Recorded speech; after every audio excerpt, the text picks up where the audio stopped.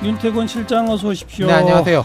오늘 문재인 대통령 장관 임명장 수여했네요. 예, 진영 행안부 장관이나 박양우, 문성혁 이 세 사람은 청문 보고서 채택됐을 때 재가를 해가지고 직을 수행 중이었어요. 근데 임명장은 그때 안 주고.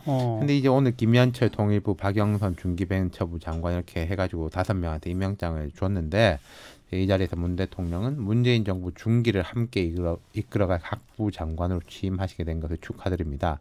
아주 험난한 인사청문회 과정을 겪은 만큼 이를 통해 행정, 정책 능력을 잘 보여주시길 당부드린다 이렇게 말을 했어요. 예. 험난한 인사청문회 과정이라고 딱 얘기를 했네요. 예. 어쨌든 청문 보고서 채택 없이 임명한 장관 숫자가 2명 늘어난 거죠.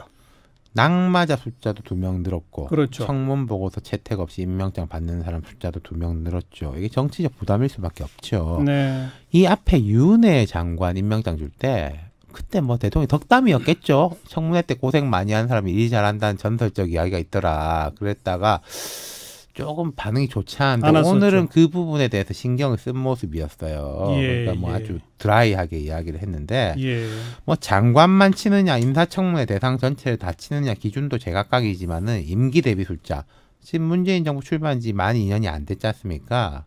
이명박 박근혜 정부 때보다 숫자가 많아요. 그렇죠. 예. 이런 정치적 부담을 알면서도 일단 임명을 강행한 거죠. 그렇죠. 뭐 왜 놀랐겠습니까? 3.8 개각이라고 우리가 말했으니까 오늘 4월 8일입니다. 한 달 딱 왔어요. 그러네요. 이 한 달 동안 두 사람 낙마했고 뭐 직접 관련은 없을 수도 있지만은 김의겸 전 대변인 낙마했고 또 조국 민정수석, 조현옥 인사수석 지키긴 했지만 내상이 크고 뭐 부담이 있었던 거죠. 오늘로 어쨌든 이번 개각의 여파는 종결되는 겁니까? 글쎄요. 좀 모르겠습니다. 뭐 야당은 당연하게 대통령이 임명장 줬다고 해가지고 이야기를 주워 담지는 않을 건데 일단 오늘 여야 원내대표가 4월 임시국회 의사일정 조율을 시도했는데 합의점은 못 찾았습니다. 예. 다만 그 회동 이후에 비공개 오찬을 했대요. 아마도 그런 이야기 했을 겁니다. 계속 이렇게 갈 수는 없지 않냐. 그렇죠. 그런 이야기들이 오갔을 건데 그 자리에서 좀 인사청문회를 좀 개선해야 되겠다. 이런 이야기는 많이 오갔다고 그래요. 그러니까 국회에서 인사청문 경과 보고서가 채택되지 않은 고위공직 후보자들에 대해서는 좀 임명권을 제한하는 방안. 이건 아마도 야당 쪽에서 이야기를 한 것일 거고 도덕성 검증하고 정책 역량 검증을 분리하자 이런 이야기도 나왔다는데 이거 여당 쪽에서 이야기 나왔을 겁니다. 지난 정권 때도요. 똑같이 여당하고 야당이 그 사람은 바뀌었는데 여당은 이 이야기하고 야당이 이 이야기 했어요. 이 얘기만 하지 말고 이것도 법으로 빨리 만들어야죠. 그러니까 뭔가를 좀 방안을 찾아야 되겠다. 특히 여당 입장에서는 아까 제가 방금 말씀드렸지만 지금 임기 2년밖에 안 지났지 않습니까? 3년 남았기 때문에 뭐 좀 방법을 찾아야 될 거예요.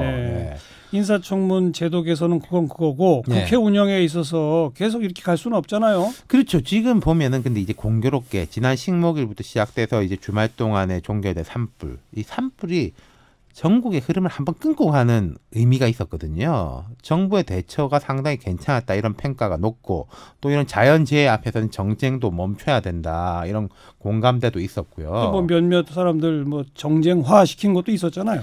그렇죠. 그래서 국민들 눈살을 찌푸리게 했고 그 말씀하신 대로 정쟁화한 것 때문에 욕 실컷 먹고 있지 않습니까? 그래서 이제는 서로 행동이 좀 조심스러울 수밖에 없을 거예요. 이 부분에 대해서는. 그럼 이제 앞으로는요 어떻게 되는 겁니까?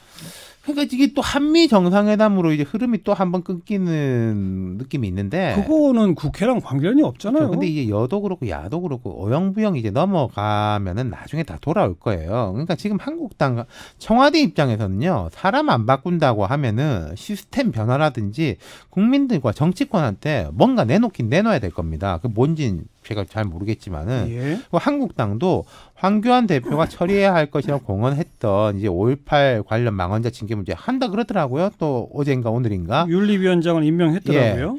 그러니까 이제 정치권이 일할 때가 되는데 근데 또 하나 싶을 게 냉정히 말해서 선거법 개정안 제 패스트트랙 될지 안 될지 모르겠지만은 물 건너갔다고 봐야 될 겁니다. 이건요. 패스트트랙도 어려워진 것 같죠? 이번 재보선을 계기로 분명한 게 정의당은 조금 다를지 모르겠지만은 제3세력 이른바 중도의 위상이 완전히 추락했지 않습니까?